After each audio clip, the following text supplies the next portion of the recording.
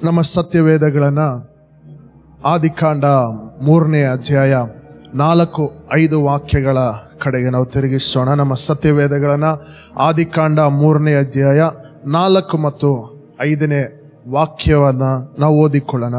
ಅದರಲ್ಲಿ ಈ ರೀತಿಯಾಗಿ ಬರೆಯಲ್ಪಟ್ಟಿದೆ, ಆಗ ಸರ್ಪವು ಸ್ತ್ರೀಗೆ, ನೀವು ಹೇಗೂ ಸಾಯುವುದಿಲ್ಲ, ನೀವು ಇದರ ಹಣ್ಣನ್ನು ತಿಂದಾಗಲೇ ನಿಮ್ಮ ಕಣ್ಗಳು ತೆರೆಯುವವು, ನೀವು ದೇವರಂತೆ ಆಗಿ ಒಳ್ಳೆದರ ಕೆಟ್ಟದರ ಭೇದವನ್ನು ಅರಿತವರಾಗುವಿರಿ, ಇದು ದೇವರಿಗೆ ಚೆನ್ನಾಗಿ ಗೊತ್ತುಂಟು ಅಂದಿತು. Hallelujah, hallelujah. ದೇವರಿಗೆ ಸ್ತೋತ್ರವಾಗಲಿ. ದೇವರು ಮನುಷ್ಯನನ್ನ ಉಂಟು ಮಾಡಿ ಆತನಿಗೆ ಆಜ್ಞೆಯನ್ನ ಕೊಟ್ನಿ. ಏನಾಜ್ಞೆ ಅಂತ? ನೀನು ಈ ತೋಟದ ಎಲ್ಲಾ ಹಣ್ಣುಗಳನ್ನ ನೀನೇನ್ ಮಾಡ್ಬೋದು? ಎಚ್ಚೇತವಾಗಿ ಎಷ್ಟು ಬೇಕಾದ್ರೂ ನೀನು ತಿನ್ಬೋದು, ಎಷ್ಟು ಬೇಕಾದ್ರೂ ಈ ಹಣ್ಣುಗಳನ್ನ ತರಕಾರಿಗಳನ್ನ ನೀನು ಎಷ್ಟು ಬೇಕಾದ್ರೂ ನೀನು ತಿನ್ಬೋದು. ಆದರೆ ತೋಟದ ಮಧ್ಯದಲ್ಲಿರುವಂತ ಹಣ್ಣನ್ನು ಮಾತ್ರ ನೀನೇನ್ ಮಾಡಬಾರ್ದು, ತಿನ್ಬಾರ್ದು ಎಂಬುದಾಗಿ ಆಜ್ಞೆ ಕೊಟ್ಟರು. ಆದರೆ ಸೈತಾನನ್ ಏನ್ ಮಾಡ್ತಾ ಇದ್ದಾನೆ? ಸರ್ಪದೊಳಗೆ ಬಂದು ಮಾತನಾಡ್ತಾ ಇದ್ದಾನೆ. ಏನಂತ ವಿಚಾರಿಸ್ತಾ ಇದ್ದಾನೆ. ಅವಳೇ, ಈ ತೋಟದ ಮಧ್ಯದಲ್ಲಿರುವಂತ ಹಣ್ಣನ್ನು ಯಾವ ತೋಟದಲ್ಲಿರುವಂತ ಯಾವ ಹಣ್ಣನ್ನು ನೀವು ತಿನ್ಬಾರ್ದಾ ಎಂಬುದಾಗೆಲ್ಲ ವಿಚಾರಿಸ್ತಾ ಇದ್ದಾರೆ ಅಲ್ವಾ. ನಿಮ್ಮನ್ನು ಕೂಡ ಅನೇಕರು ವಿಚಾರಿಸ್ತಾರೆ ಅಲ್ವಾ. ಚರ್ಚ್ಗೆ ಹೋಗಿದ್ದೆ ಅಲ್ವಾ, ಫಾಸ್ಟಿಂಗ್ ಪ್ರೇಯರ್ಗೆ ಹೋಗಿದ್ದೆ ಅಲ್ವಾ, ಏನಾಯ್ತು, ಯೇಸು ಸ್ವಾಮಿ ನಂಬಿಕೊಂಡಿಯಲ್ಲ, ಏನಾಯ್ತು ಅಂತ ಏನ್ ಮಾಡ್ತಾರೆ? ವಿಚಾರಿಸ್ತಾರೆ ಅಲ್ವಾ. ಸೈತಾನನು ಅವಳನ್ನ ವಿಚಾರಿಸಿದಾಗೆ ನಿಮ್ಮನ್ನು ಕೂಡ ಏನ್ ಮಾಡ್ತಾರೆ? ಅನೇಕರು ವಿಚಾರಿಸ್ತಾರೆ ಅಲ್ವಾ. ಆದಿಕಾಂಡ 3ನೇ ಅಧ್ಯಾಯ 1ನೇ ವಾಕ್ಯದಲ್ಲಿ ನಾವು ಓದ್ತಾ ಇದ್ದೇವೆ ಅಲ್ವಾ. ಯೆಹೋವನು ಉಂಟು ಮಾಡಿದ ಎಲ್ಲಾ ಭೂಜಂತುಗಳಲ್ಲಿ ಸರ್ಪವು ಯುಕ್ತಿಯುಳ್ಳದಾಗಿತ್ತು. ಅದು ಸ್ತ್ರೀಯ ಬಳಿಗೆ ಬಂದು, ಏನವಾ, ತೋಟದಲ್ಲಿರುವ ಯಾವ ಮರದ ಹಣ್ಣನ್ನು ನೀವು ತಿನ್ನಬಾರದೆಂದು ದೇವರು ಅಪ್ಪಣೆ ಕೊಟ್ಟಿರುವುದು ನಿಜವೋ ಎಂಬುದಾಗಿ ಏನ್ ಮಾಡ್ತಾ ಇದ್ದಾನೆ? ಸೈತಾನನು ವಿಚಾರಿಸುವುದನ್ನು ನಾವು ನೋಡುತ್ತಾ ಇದ್ದೇವೆ. ಹಲ್ಲೆಲೂಯಾ. ಅವಾಗ ಸೈತಾನನು ಅವಳಿಗೆ ಉತ್ತರ ಕೊಡ್ತಾ ಇದ್ದಾನೆ. ಏನಂತ? ಅಲ್ಲಿ ಅನೇಕ ಕಾರ್ಯಗಳಿರುವಂತದ್ದಾಗಿದೆ. 4 ಕಾರ್ಯಗಳು ಅದರಲ್ಲಿ ಇದೆ. ಮೊದಲನೇದಾಗಿ ಸೈತಾನನ್ ಏನ್ ಹೇಳ್ತಾ ಇದ್ದಾನೆ? ನೀವು ಹೇಗೂ ಸಾಯುವುದಿಲ್ಲ. ಎರಡನೇದಾಗಿ ನಿಮ್ಮ ಕಣ್ಗಳು ತೆರೆಯುವವು. ಮೂರನೇದಾಗಿ ನೀವು ದೇವರಂತೆ ಆಗುವಿರಿ. 4ನೇದಾಗಿ ಇದು ದೇವರಿಗೆ ಚೆನ್ನಾಗಿ ಗೊತ್ತುಂಟು. 4 ಕಾರ್ಯಗಳನ್ನ ಯಾರ ಬಳಿಯಲ್ಲಿ ಹೇಳ್ತಾ ಇದ್ದಾರೆ? ಅವಳ ಬಳಿಯಲ್ಲಿ ಸೈತಾನನ ಎಕ್ಸ್ಪ್ಲೇನ್ ಮಾಡೋದನ್ನ ನಾವು ನೋಡುತ್ತದೆ. ಈ ಎಕ್ಸ್ಪ್ಲನೇಷನ್ ಅಲ್ಲಿ ಅವಳೇನಾಗ್ತದಾಳೆ? ಸೋತೋಗಿ ಆ ಹಣ್ಣನ್ನ ತಿಂದು ಬಿಡ್ತಾ ಇದ್ದಾಳೆ. ಹಲ್ಲೆಲೂಯಾ. ಒಂದು ವೇಳೆ ಈ ರೀತಿಯಂತ ಮಾತುಗಳು ನಿಮಗೆ ಬಂದಿರ್ಬೋದು, ನೀವೇನಾಗಿರ್ತೀರಾ? ಕೇಳಿರ್ತೀರ ಈ ಮಾತುಗಳೆಲ್ಲ ಅಲ್ವಾ. ಸರಿ, ಮೊದಲನೇ 4ನೇ ವಾಕ್ಯವನ್ನು ನಾವು ಓದುವುದಾದ್ರೆ ಅದರಲ್ಲಿ ಬರೆಯಲ್ಪಟ್ಟಿದೆ, ಆಗ ಸರ್ಪವು ಸ್ತ್ರೀಗೆ, ನೀವು ಹೇಗೂ ಸಾಯುವುದಿಲ್ಲ. ಆದ್ರೆ ದೇವರೇನು ಹೇಳ್ತಾ ಇದ್ದಾರೆ? ನೀವು ತಿಂದ ಸಮಯವೇ ನೀವೇನಾಗ್ತೀರಾ? ಸಾಯ್ತೀರಾ ಎಂಬುದಾಗಿ ಆದಿಕಾಂಡ 2ನೇ ಅಧ್ಯಾಯ 17ನೇ ವಾಕ್ಯದಲ್ಲಿ ಬರೆಯಲ್ಪಟ್ಟಿದೆ. ಅದನ್ನ ಓದ್ಬೋದು. ಎಲ್ಲಾ ಮರಗಳ ಹಣ್ಣುಗಳನ್ನು ಯಥೇಚ್ಛವಾಗಿ ನೀವು ತಿನ್ನಬಹುದು, ಒಳ್ಳೆದರ ಕೆಟ್ಟದರ ಅರುವನ್ನು ಹುಟ್ಟಿಸುವ ಮರದ ಹಣ್ಣನ್ನು ಮಾತ್ರ ತಿನ್ನಬಾರದು, ತಿಂದ ದಿನ ಸತ್ತೇ ಹೋಗುವಿ ಎಂದು ವಿಧಿಸಿದನು. ಹಲ್ಲೆಲೂಯಾ. ಒಂದು ವಾರ್ನಿಂಗ್ ಅಲ್ಲಿ ದೇವ್ರು ಕೊಡ್ತಾ ಇದ್ದಾನೆ. ಏನು? ನಿನ್ ಸತ್ತೋಗ್ತೀಯ, ನಿನ್ ತಿಂದಿದ್ದ ದಿವಸನೇ ಏನಾಗ್ತೀಯ? ಸತ್ತೋಗ್ತೀಯ ಅಂತ. ಆದ್ರೆ ಅವಳಿಗೂ ಗೊತ್ತು, ಆದಾಮನಿಗೂ ಗೊತ್ತು, ಸೈತಾನನಿಗೂ ಗೊತ್ತು. ಏನಂತ? ಸಾವು ಅನ್ನುವಂಥದ್ದು ಅವಾಗಿನ್ನೂ ಕೊಟ್ಟಿರ್ಲಿಲ್ಲ ಮನುಷ್ಯನಿಗೆ ಆದಾಮನಿಗೂ ಅವಳಿಗೂ ಮರಣ ಅನ್ನುವಂಥದ್ದು ವಿಧಿಸಲ್ಪಟ್ಟಿರ್ಲಿಲ್ಲ. ಅವನಿಗೆ ಕೊಟ್ಟಿರ್ಲಿಲ್ಲ ಅವನ ಜೀವನಕ್ಕೆ. ಹಲ್ಲೆಲೂಯಾ. ಯಾಕೆ? ಅವನು ಈ ಎಲ್ಲಾ ಏದೆನ್ ತೋಟವನ್ನೆಲ್ಲ ಸುತ್ತಿ ನೀನು ಹರಡಿಕೊಂಡು ನಿನ್ನ ಆಶೀರ್ವಾದವಾಗಿರು ಎಂಬುದಾಗಿ ದೇವರು ಹೇಳಿದನು. ಮರಣವನ್ನು ಅವನ ಮನುಷ್ಯನಿಗೆ ಕೊಟ್ಟಿರಲಿಲ್ಲ ಅದುವರೆಗೂ. ಹಲ್ಲೆಲೂಯಾ. ಅದಕ್ಕೆ ಸೈತಾನನ್ ಹೇಳ್ತಾ ಇದ್ದಾನೆ, ನೀವು ಹೇಗೂ ಸಾಯುವುದಿಲ್ಲ ಅಲ್ವಾ. ಈ ದಿನದಲ್ಲಿ ಕೂಡ ಅನೇಕರು, ಆದರೆ ವಾರ್ನಿಂಗ್ ಮಾತ್ರ ದೇವರು ಕೊಟ್ಟಿದ್ರು ಅಲ್ವಾ. ಇವಾಗ KEB ಇದೆ, ಅದ್ರೊಳಗೆ ಹೋದ್ರೆ ಏನಿರುತ್ತೆ, ವಾರ್ನಿಂಗ್ ಬೋರ್ಡ್ ಇರುತ್ತೆ, ಹೈ ವೋಲ್ಟೇಜ್ ಇದನ್ನ ಮುಟ್ಟಬೇಡ್ರಿ ಅಂತ ಏನಿರುತ್ತೆ, ಹೈ ವಾರ್ನಿಂಗ್ ಇರುತ್ತೆ. ಇಲ್ಲ ಕೆಲವೊಂದು ಕಡೆ ಹೋದ್ರೆ ಎಚ್ಚರಿಕೆ ಬೋರ್ಡ್ ಇರುತ್ತೆ ಅಲ್ವಾ, ಇಲ್ಲಿಗೆ ಹೋಗ್ಬಾರ್ದು, ಇಲ್ಲಿಗೆ ಆಳವಾದಂಥ ಸ್ಥಳ ಇಲ್ಲ ಎತ್ತರವಾದಂಥ ಸ್ಥಳ, ಇದಕ್ಕೆ ಹೋದ್ರೆ ನೀವು ಇಲ್ಲಿಂದ ನಿಲ್ಲುವುದಾಗ್ಲಿ ಆಟ ಆಡೋದಾಗ್ಲಿ ನೀವೇನು ಮಾಡಿದ್ರೆ ಏನಾಗುತ್ತೆ, ನಿಮ್ಮ ಪ್ರಾಣಕ್ಕೆ ಅಪಾಯ ಅಂತ ಎಚ್ಚರಿಕೆ ಬೋರ್ಡನ್ನು ಹಾಕಿರ್ತಾರೆ ಅಲ್ವಾ. ಆದರೆ ದೇವರು ಕೂಡ ಆದಾಮನಿಗೂ ಅವ್ವಳಿಗೆ ಏನು ಕೊಟ್ಟಿದ್ರು, ಎಚ್ಚರಿಕೆಯನ್ನು ಕೊಟ್ಟಿದ್ರು, ನೀನು ಸಾಯ್ತೀಯಾ ಅಂತ. ಹಲ್ಲೆಲೂಯಾ. ಈ ದಿನದಲ್ಲಿ ಎಚ್ಚರಿಕೆ ಇಲ್ಲ, ಏನಿಲ್ಲ, ಎಚ್ಚರಿಕೆ ಇಲ್ಲ, ಆದರೆ ಕೃಪೆ ಇದೆ. ಏನಿದೆ? ಕೃಪೆ ಇದೆ, ನೀನೇನ್ ಬೇಕಾದ್ರೂ ಮಾಡು. ಈ ದಿನದಲ್ಲಿ ಅದೇ ರೀತಿಯಾಗಿ ಅನೇಕರು ಬೋಧಿಸೋದನ್ನ ಒಂದು ಕೃಪೆ ಇದೆ, ಕೃಪೆ ಇದೆ, ಎಲ್ಲರಿಗೂ ಕೃಪೆ ಇದೆ, ಇಲ್ಲ ಅಂತ ಹೇಳಿಲ್ಲ. ಆದರೆ ಅದ್ರ ಜೊತೆಗೆ ಎಚ್ಚರಿಕೆ ಕೂಡ ಇರುವಂತದ್ದಾಗಿದೆ. ಎಲ್ಲಿದೆ ಎಚ್ಚರಿಕೆ? ಪ್ರಕಟಣೆಯ ಗ್ರಂಥ 22ನೇ ಅಧ್ಯಾಯ, ಪ್ರಕಟಣೆಯ ಗ್ರಂಥ 22ನೇ ಅಧ್ಯಾಯ 11 ಮತ್ತು 12 ವಾಕ್ಯಗಳನ್ನ ನಾವು ಓದುವುದಾದ್ರೆ, ಪ್ರಕಟಣೆ 11 ಮತ್ತು 12 ವಾಕ್ಯಗಳನ್ನ ಓದುವುದಾದ್ರೆ, ಅನ್ಯಾಯ ಮಾಡುವವನು ಇನ್ನೂ ಅನ್ಯಾಯ ಮಾಡಲಿ, ಮೈಲಿಗೆ ಆದವನು ತನ್ನನ್ನು ಇನ್ನೂ ಮೈಲಿಗೆ ಮಾಡಿಕೊಳ್ಳಲಿ, ನೀತಿವಂತನು ಇನ್ನೂ ನೀತಿಯನ್ನು ಅನುಸರಿಸಲಿ, ಪವಿತ್ರನು ತನ್ನನ್ನು ಇನ್ನೂ ಪವಿತ್ರ ಮಾಡಿಕೊಳ್ಳಲಿ. ಇಗೋ ಬೇಗನೆ ಬರುತ್ತೇನೆ, ನಾನು ಪ್ರತಿಯೊಬ್ಬನಿಗೆ ಅವನವನ ನಡತೆಯ ಪ್ರಕಾರ ಕೊಡತಕ್ಕ ಪ್ರತಿಫಲವು ನನ್ನ ಕೈಯಲ್ಲಿ ಅದೇ. ಹಲ್ಲೆಲೂಯಾ. ಇದು ಎಚ್ಚರಿಕೆನಾ ಇಲ್ವಾ? ಹೌದು ತಾನೆ? ಅನ್ಯಾಯಗಾರನು ಇನ್ನೂ ಅನ್ಯಾಯ ಮಾಡಲಿ, ನೀತಿವಂತನಿನ್ನು ನೀತಿಯನ್ನು ಅನುಸರಿಸಲಿ, ಪವಿತ್ರನು ತನ್ನನ್ನು ಇನ್ನೂ ಪವಿತ್ರ ಮಾಡಿಕೊಳ್ಳಲಿ. ಹಲ್ಲೆಲೂಯಾ. ಎಚ್ಚರಿಕೆ, ಯಾಕಂದ್ರೆ ನಾನು ಬೇಗನೆ ಬರುತ್ತಾ ಇದ್ದಾನೆ ಎಂಬುದಾಗಿ. ಕೃಪೆಯೇ ಎನ್ನುವ ಬರೆಯಲ್ಪಟ್ಟಂತ ಕಾಲಗಳಲ್ಲಿ ಈ ಪ್ರಕಟಣೆಯು ಕೂಡ ಬರೆಯಲ್ಪಟ್ಟಿದೆ. ಹೌದು ತಾನೆ? Yes or no? ಮೊದಲನೇ ಸೆಂಚುರಿನಲ್ಲಿಯೇ, ಮೊದಲ 2 ಸೆಂಚುರಿಯಲ್ಲಿಯೇ ಈ ಸತ್ಯವೇದ ಹೊಸ ಒಡಂಬಡಿಕೆಯಲ್ಲಿ ಇರುವಂತ ಎಲ್ಲಾ ಪುಸ್ತಕಗಳು ಬರೆದಾಗಿ ಎಲ್ಲ ವಿಶ್ವಾಸಿಗಳ ಕೈಗಳಲ್ಲಿ ಇತ್ತು. ಹಲ್ಲೆಲೂಯಾ. ಕೃಪೆ ಬೋಧಿಸಲ್ಪಟ್ಟಂತ ಸಮಯದಲ್ಲಿ ಈ ಎಚ್ಚರಿಕೆ ಕೂಡ ಬೋಧಿಸಲ್ಪಟ್ಟಿದೆ. ಹಲ್ಲೆಲೂಯಾ. ಈ ದಿನಗಳಲ್ಲಿ ಎಚ್ಚರಿಕೆಗಿಂತ ಕೃಪೆಯನ್ನೇ ಹೆಚ್ಚಾಗಿ ಏನ್ ಮಾಡ್ತಾ ಇದ್ದಾರೆ, ಬೋಧಿಸುವಂತವರಾಗಿರ್ತಾರೆ. ಕೃಪೆ ಅವಶ್ಯಕತೆ ಆಗಿದೆ, ಅದೇ ಕೃಪೆ ತೆಗೆಯಲ್ಪಡುವಂತ ಕಾಲ ಸಮೀಪವಾಗಿದೆ. ಹಲ್ಲೆಲೂಯಾ. ಆದ್ದರಿಂದ ಈ ಎಚ್ಚರಿಕೆಗೆ ನಾವು ವಿಧೇಯರಾಗಬೇಕು. ಹಲ್ಲೆಲೂಯಾ. ಹಲ್ಲೆಲೂಯಾ. ಇದೇ ಎಚ್ಚರಿಕೆಯನ್ನ ಮರೆತವರಾಗಿ ಹವ್ವಳು ಏನ್ ಮಾಡ್ತಿದ್ದಾಳೆ, ಆ ಹಣ್ಣನ್ನ ತಿನ್ನುವುದನ್ನ ನಾವು ನೋಡುತ್ತಿದ್ದೇವೆ. ಮರಣ ಬಂದಿಲ್ವಾ? ಬಂತಲ್ವಾ?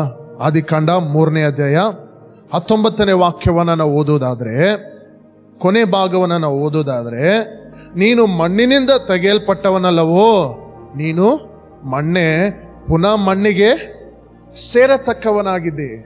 ಹಲ್ಲೆಲೂಯಾ. ದೇವ್ರು ಹೇಳಿದ್ರು ನೀನ್ ಸತ್ತೇ ಸಾಯ್ತೀಯ ಅಂತ.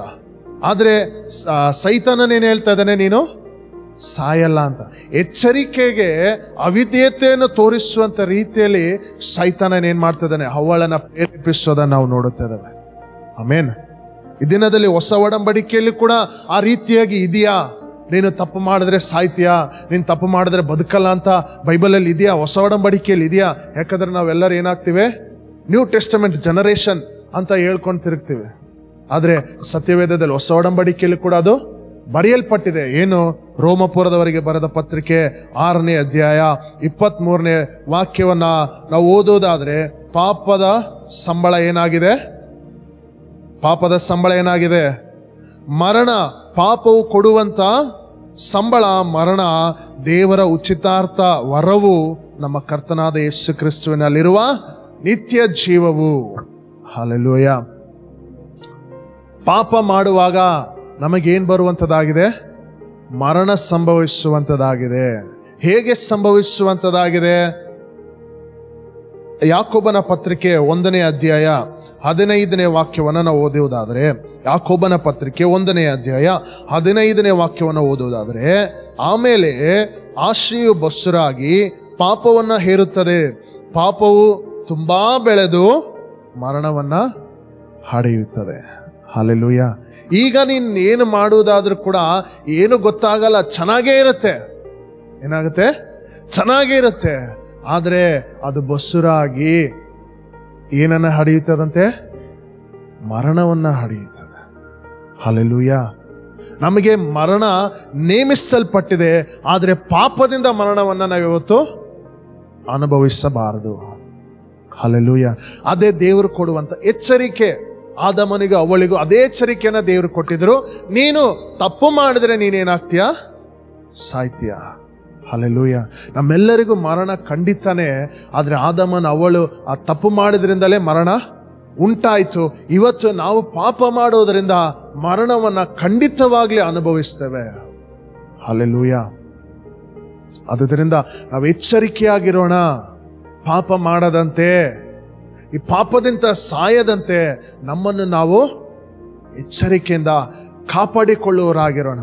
ಹಲ್ಲೆಲೂಯಾ. ಈ ರೀತಿಯಂತ ತಪ್ಪಾದ ಬೋಧನೆಗಳಿಗೆ ನಾವು ಒಳಗಾಗದಂತ ರೀತಿಯಲ್ಲಿ ಎಚ್ಚರಿಕೆಗೆ ನಾವು ಕಿವಿಗೊಟ್ಟವರಾಗಿ ಎಚ್ಚರಿಕೆಯಿಂದ ನಾವು ಮುಂದೆ ಸಾಗೋರಾಗಿರೋಣ. ಹಲ್ಲೆಲೂಯಾ. ಎರಡನೇದಾಗಿ ನಾವು ಓದೋದಾದರೆ 5ನೇ ವಾಕ್ಯದಲ್ಲಿ, ಅದೇ ಆದಿಕಾಂಡದಲ್ಲಿ 5ನೇ ವಾಕ್ಯ, 3ನೇ ಅಧ್ಯಾಯ 5ನೇ ವಾಕ್ಯ ಓದೋದಾದ್ರೆ, ನೀವು ಇದರ ಹಣ್ಣನ್ನು ತಿಂದಾಗಲೇ ನಿಮ್ಮ ಕಣ್ಗಳು ತೆರೆಯುವವು. ಏನಾಗ್ತದೆ? ತೆರೆಯುವವು. ಅಂದ್ರೆ ಅಲ್ಲಿ ತನ ಆದಮ ಅವಳು ಕುರುಡರಾಗಿದ್ರ? ಅಲ್ಲಿವರೆಗೂ ಆದಮ ಅವಳು ಏನಾಗಿದ್ರು? ಕುರುಡರಾಗಿದ್ರ? ಕುರುಡ್ರೇನ ಅಲ್ಲಲ್ಲ. ಚೆನ್ನಾಗಿ ಕಣ್ಣು ಕಾಣ್ತಿತ್ತು, ಎಲ್ಲ ಸುಂದರವಾಗಿ ಕಾಣಿಸ್ತಿತ್ತು, ಎಲ್ಲ ಚೆನ್ನಾಗೇ ಕಾಣಿಸ್ತಿತ್ತಲ್ವಾ? ಮತ್ತಿನ್ನೇನ್ ಕಣ್ಣು ತೆಗಿಬೇಕು ಇವ್ರಿಗೆ? ಹಲ್ಲೆಲೂಯಾ. ಒಂದು ವಾಕ್ಯ ಓದೋಣ. ಅದೇ ಆದಿಕಾಂಡದಲ್ಲಿ 1ನೇ ಅಧ್ಯಾಯ 31ನೇ ವಾಕ್ಯದಲ್ಲಿ ನಾವು ಓದೋದಾದ್ರೆ, ದೇವರು ತಾನು ಉಂಟು ಮಾಡಿದನೆಲ್ಲ ನೋಡಲಾಗಿ, ಏನ್ ಮಾಡಲಾಗಿ? ನೋಡಲಾಗಿ ಅದು ಬಹು ಒಳ್ಳೇದಾಗಿತ್ತು. It was good. ಅವ್ರು ನೋಡ್ತಾ ಇದ್ದಿದ್ದೆಲ್ಲ ಒಳ್ಳೇದೆ, ಕೆಟ್ಟದ್ದು ಯಾವುದೋ ಅವ್ರು ನೋಡೇ ಇಲ್ಲ. ಯಾರು? ಆದಮ ಅವಳು ಒಳ್ಳೇದನ್ನೇ ನೋಡ್ತಾ ಇದ್ರು, ಯಾವ ಕೆಟ್ಟದನ್ನು ಕೂಡ ಅವರು ನೋಡೇ ಇರಲಿಲ್ಲ. ಹಲ್ಲೆಲೂಯಾ. ಸೈತಾನನ ಕಂಡಿಡಿದನು.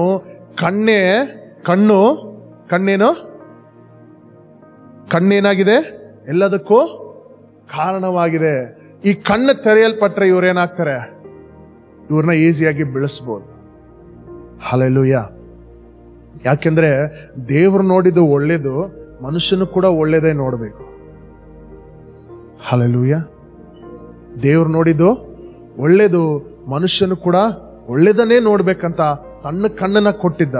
ಆದ್ರೆ ಸೈತಾನನು ಇವನ್ ದೇವ್ರಂಗೆ ನೋಡ್ತಾನಂತೇಳಿ ಅದನ್ನ ಕೆಡಿಸ್ಬಿಟ್ಟ. ಹಲ್ಲೆಲೂಯಾ. ರೀಸೆಂಟ್ ಆಗಿ ಇನ್ಸ್ಟಾಗ್ರಾಮ್ ಅಲ್ಲಿ ಒಂದು ವಿಡಿಯೋ ನೋಡಿದೆ. ಅದೊಂದು ಕಾಮಿಡಿ ಶೋ ಹಿಂದಿಯಲ್ಲಿ. ನೀವೆಲ್ಲರೂ ಕೂಡ ನೋಡಿರ್ತೀರ, ಯೂತ್ಸ್ ಎಲ್ಲ ನೋಡಿರ್ತೀರ. ನೋಡಿಲ್ಲ ಅಂತ ಹೇಳಕ್ಕಾಗಲ್ಲ. ಓಕೆ, ಏನಂತ ಹೇಳ್ತಾ ಇದ್ದಾನೆ ಅವ್ನು ಕಾಮಿಡಿಯನು? ನನ್ನ ಕಣ್ಣಿಂದ ಒಂದು ಹಣ್ಣನ್ನ ನೋಡ್ದೆ. ಈ ಕಣ್ಣೇನ್ ಮಾಡ್ತು? ಆಸೆ ಪಡ್ತು ತಿನ್ಬೇಕಂತ ಅಲ್ವಾ? ಅವಾಗ ಈ ಕಣ್ಣು ಕಾಲ್ಗೆ ಹೋಗು ಅಂತ ಹೇಳ್ತಂತೆ. ಈ ಕಣ್ಣು ಕಾಲಿಗೆ ಹೋಗು ಅಂತ ಹೇಳ್ತಂತೆ. ಹಣ್ಣು ನೋಡಿದ್ಯಾವುದು? ಕಣ್ಣು. ಹೋಗಿದ್ಯಾವುದು? ಕಾಲು. ಕಾಲಲ್ಲಿ ಹೋಗಿ ನಿಂತ ಮೇಲೆ ಕೀಳ್ಬೇಕಂತ ಪ್ರೇರೇಪಿಸಿದ್ಯಾವುದು? ಕೈ ಅಲ್ವಾ? ನೋಡಿದ್ಯಾವುದು? ಕಣ್ಣು. ಅಲ್ಲಿ ಹೋಗಂತೆ ಮಾಡಿದ್ಯಾವುದು? ಕಾಲು. ಅದನ್ನ ಕೀಳ್ಬೇಕಂತ ಮಾಡಿದ್ಯಾವುದು? ಕೈ. ಕೈ ಏನ್ ಮಾಡ್ತು? ಹಣ್ಣನ್ನ ಕಿತ್ತಿತು ಅಲ್ವಾ? ಕಿತ್ತಿ ಇವಾಗ ಬಾಯಿ ಏನ್ ಮಾಡ್ತಾ ಇದೆ? ರುಚಿ ನೋಡ್ಬೇಕಂತ ಆಸೆ ಪಡ್ತಾ ಇದೆ. ನೋಡಿದ್ಯಾವುದು?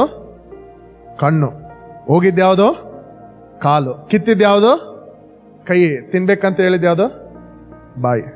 ತಿಂದ. ಇವನ್ ತಿನ್ಬೇಕಾದ್ರೆ ಯಜಮಾನ ನೋಡ್ಬಿಟ್ಟ. ಏನ್ ಮಾಡ್ದ? ಯಾರು ನೋಡಿದ್ದು? ಯಜಮಾನ ನೋಡ್ದ. ಯಜಮಾನ ಬಂದು ದೊಣ್ಣೆ ತಗೊಂಡು ಹೊಡೆದ್ಬಿಟ್ಟ. ದೊಣ್ಣೆ ತಗೊಂಡು ಯಾರಿಗೆ? ಹಣ್ಣು ತಿಂದವನಿಗೆ. ನೋಡಿದ್ಯಾವುದು? ಕಣ್ಣು. ಹೋಗಿದ್ಯಾವುದು? ಕಾಲು. ಕಿತ್ತಿದ್ಯಾವುದು? ಕೈ. ತಿಂದಿದ್ಯಾವುದು? ಬಾಯಿ. ಹೊಡೆತ ತಿಂದಿದ್ದು ಯಾರು? ಇವನೇ. ಬೇರೆಯವ್ರು ಯಾಕೆ ಹೊಡೆತ ತಿಂತಾರೆ? ಹೊಡೆತ ತಿಂದಿದ್ದು ಯಾರು? ಇವನೇ.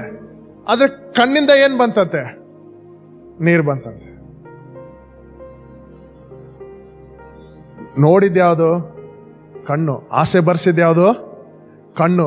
ಅಲ್ಲಿ ಹೋಗಂತೆ ಮಾಡಿದ್ಯಾವುದು? ಕಣ್ಣು. ಅದನ್ನ ಕೀಳ್ಬೇಕಂತ ಮಾಡಿದ್ಯಾವುದು? ಕಣ್ಣು. ತಿನ್ಬೇಕಂತ ಮಾಡಿದ್ಯಾವುದು? ಕಣ್ಣು. ಓಡಿಸ್ಕೊಂಡ್ಮೇಲೆ ಕಣ್ಣೀರು ಬಂತಂತೆ. ಸರಿ ಇದೆ ಅಲ್ವಾ? ಹಾಲೆಲೂಯ. ಅದೇ ಆದಮ್ ಅವಳಿಗೂ ಸೈತಾನನ್ ಪ್ರೇರೇಪಿಸಿದೆ. ನೀನ್ ತಿನ್ನು, ನಿನ್ ಕಣ್ಣೇನಾಗತ್ತೆ? ತೆರೆಯಲ್ಪಡುತ್ತೆ. ಅವತ್ತಿಂದ ಪಾಪ ಅಳ್ತಾನೇ ಇದ್ದಾಳ ಅವಳು. ಹಾಲೆಲೂಯ. ಅವತ್ತಿಂದ ಮನುಷ್ಯ ಅಳ್ತಾನೇ ಇದ್ದಾನೆ. ಆಮೇನ್. ಹಾಲೆಲೂಯ. ಮೂರನೇದಾಗಿ ನಾವು ನೋಡಿದ ಅದೇ 5ನೇ ವಾಕ್ಯದಲ್ಲಿ, ನೀವು ದೇವರಂತೆ ಆಗಿ ಒಳ್ಳೆದರ ಕೆಟ್ಟದರ ಭೇದವನ್ನ ಅರಿತವರಾಗುವಿರಿ. ಹಲ್ಲೆಲೂಯ. ನೀವು ದೇವರಂತೆ ಆಗುವಿರಿ. ಹಲ್ಲೆಲೂಯ. ಆಲ್ರೆಡಿ ಅವ್ರು ದೇವ್ರ ತರನೇ ಇದಾರ. ಹೌದಾ ಇಲ್ಲ? ಹೌದಾ ಇಲ್ವಾ? ವಾಕ್ಯ ಓದೋಣ. ಆದಿಕಾಂಡ 1ನೇ ಅಧ್ಯಾಯ 26ನೇ ವಾಕ್ಯದಲ್ಲಿ ಓದೋದಾದ್ರೆ, ಆದಿಕಾಂಡ 1:26, ಆಮೇಲೆ ದೇವರು ನಮ್ಮ ಸ್ವರೂಪದಲ್ಲಿ ನಮ್ಮ ಹೋಲಿಕೆಗೆ ಸರಿಯಾಗಿ ಮನುಷ್ಯರನ್ನು ಉಂಟು ಮಾಡೋಣ. ಹಲ್ಲೆಲೂಯ. ಆಲ್ರೆಡಿ ಇವ್ರು ದೇವ್ರಂತೆನೇ ಇದ್ದಾರೆ, ದೇವ್ರ ತರನೇ ಇದ್ದಾರೆ. ನಾನು ನೀವು ದೇವ್ರ ತರ ಇದೀವಲ್ಲ, ಹೌದಾ ಇಲ್ವಾ? ವಾಕ್ಯ ಹೇಳ್ತಾ ಇದೆ, ನಂಬ್ರಿ, ನಾವು ನೀವು ದೇವ್ರ ತರನೇ ಸೃಷ್ಟಿಸಲ್ಪಟ್ಟಿದ್ದೀವಿ, ಉಂಟು ಮಾಡಲ್ಪಟ್ಟಿದ್ದೀವಿ. ಹಲ್ಲೆಲೂಯ.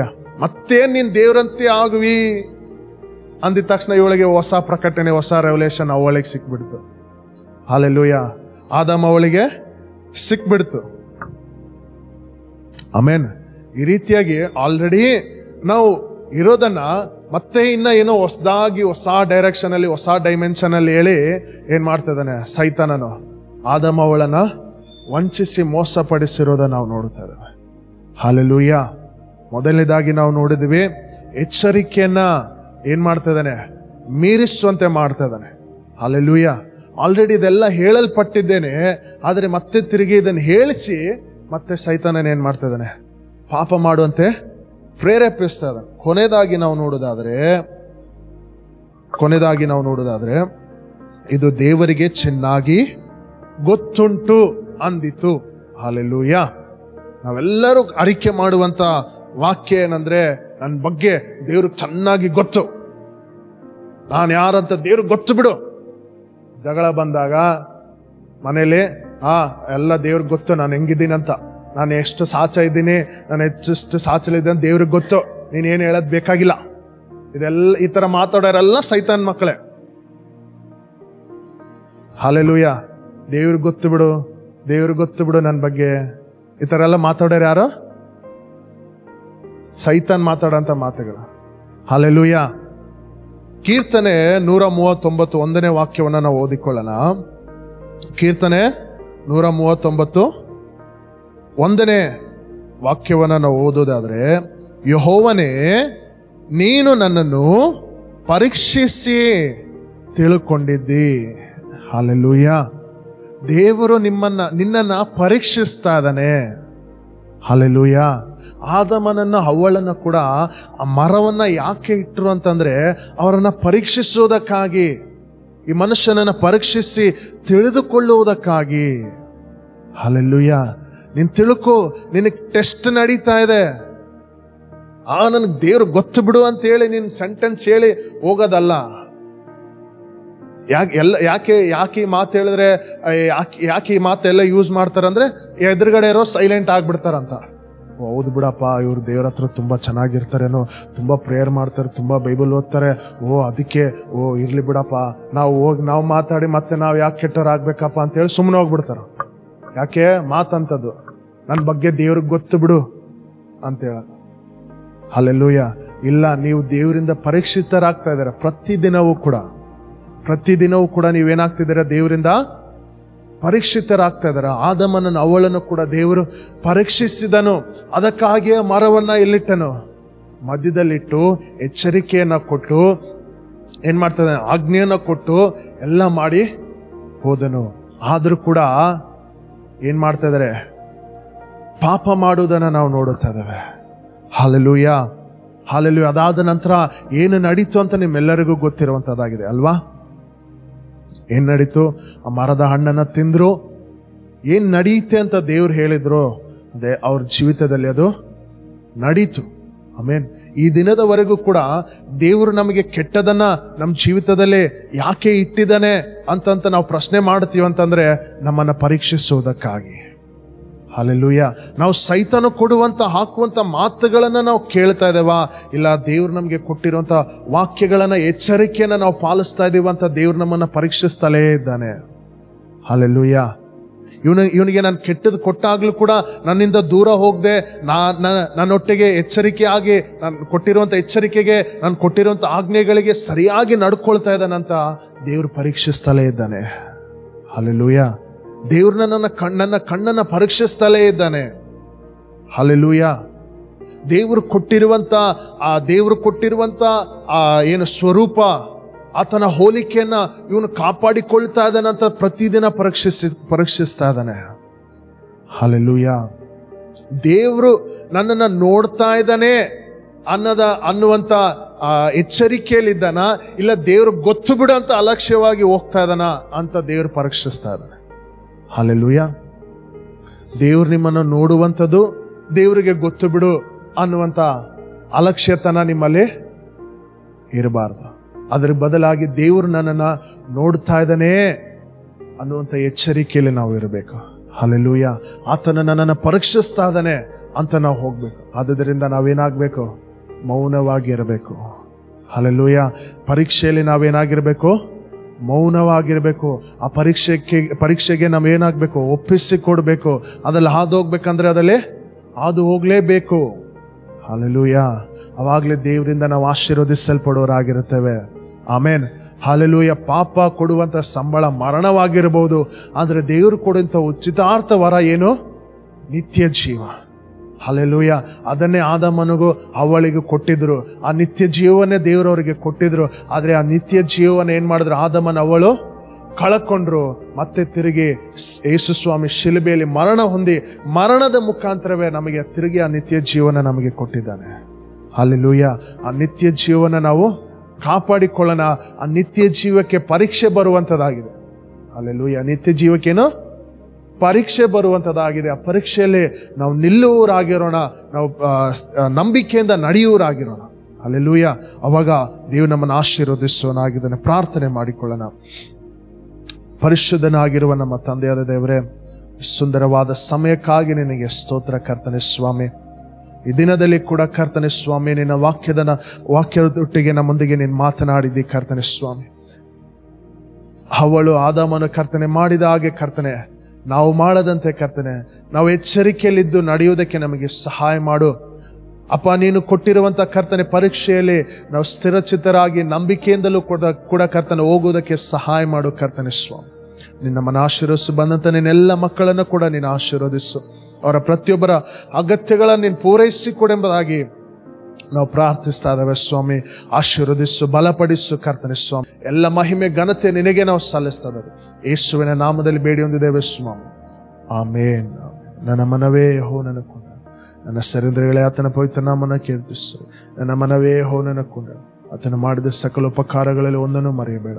ಆಮೇನ್.